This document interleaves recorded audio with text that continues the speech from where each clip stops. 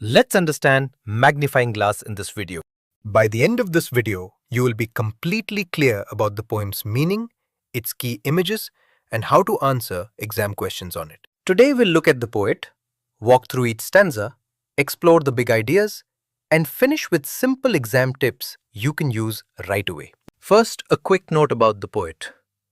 Walter de la Mare loved small, quiet moments, and he turned ordinary things into little mysteries in his poems. He writes in simple language, but uses imagination to make tiny things seem enormous and full of life. And that is the heart of this poem. The poem begins with a round glass, which is really a magnifying glass. And this object is the poem's magical tool. When the speaker looks through the glass, a scrap of chalk shows many shell-like patterns, and an inch of moss becomes a whole forest of flowers and trees. A single drop of water seen under the glass seems as busy and crowded as a hive of bees, full of movement and detail. Picture the magnifying glass like a stage spotlight that makes tiny actors suddenly big and full of character. This first image teaches us that careful looking lets us find hidden worlds inside ordinary things. In the second stanza, the speaker watches a spider through the glass, and the scene becomes almost a small drama. The spider sends out silk from its spinnerets, and we see a woven web built with skill and speed. As if the spider were an expert weaver, the poet even calls the spider's claws tigerish, to show that small creatures can be fierce and powerful in their own way. And yet, the flies with all their eyes still stumble into the web, which gives the scene a mix of wonder and cruelty. This contrast helps the poem show both beauty and danger in nature, all revealed by close observation. The final stanza brings the idea out further. Nothing is too small for the glass to make marvelous and surprising. The speaker imagines stronger lenses, like telescopes, that could make faraway places feel as close as a walk in the afternoon. That leap from moss and water to the moon connects scientific tools and imagination, saying that instruments extend what our eyes can see and our minds can imagine. So the poem celebrates curiosity and shows how attention and tools change the ordinary into the extraordinary. Now a quick list of themes to remember.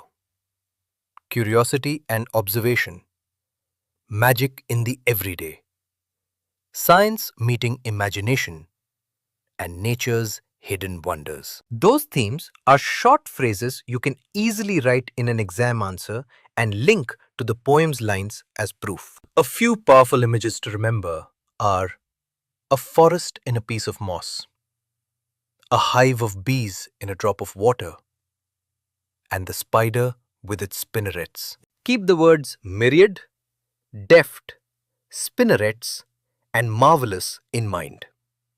These are useful vocabulary and often appear in comprehension questions. For stanza-based questions, practice saying what the glass shows in each stanza and why the speaker is amazed.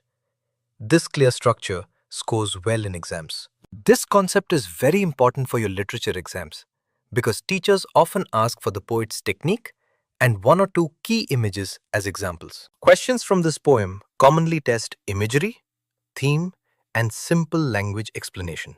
So, short, precise answers with the right quotations work best. Here is a simple way to answer a three-part question.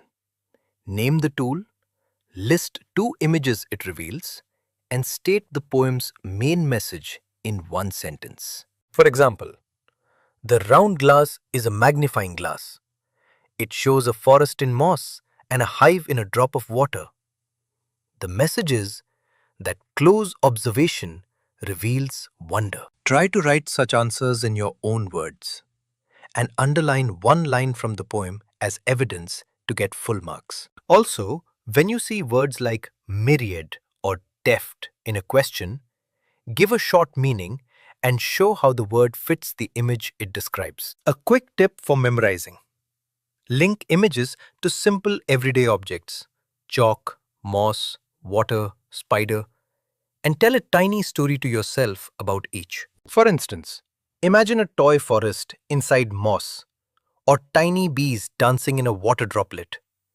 These mental pictures make recall fast and fun. Now let's recap the key points so they stay clear in your mind. The glass turns small things into big scenes.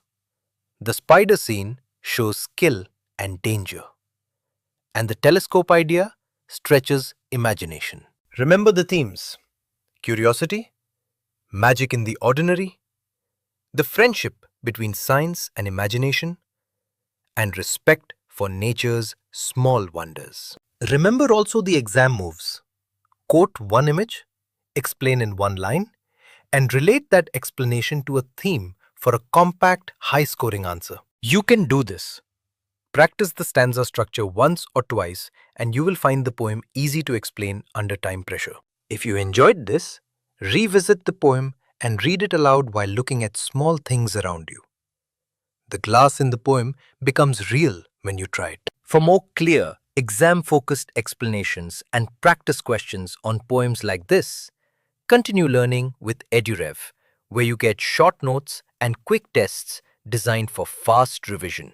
Keep being curious, keep observing, and remember that a little attention can turn a plain classroom object into a world of wonder. Good luck with your literature exams, and see you in the next lesson on EduRev, where we make poems simple and memorable.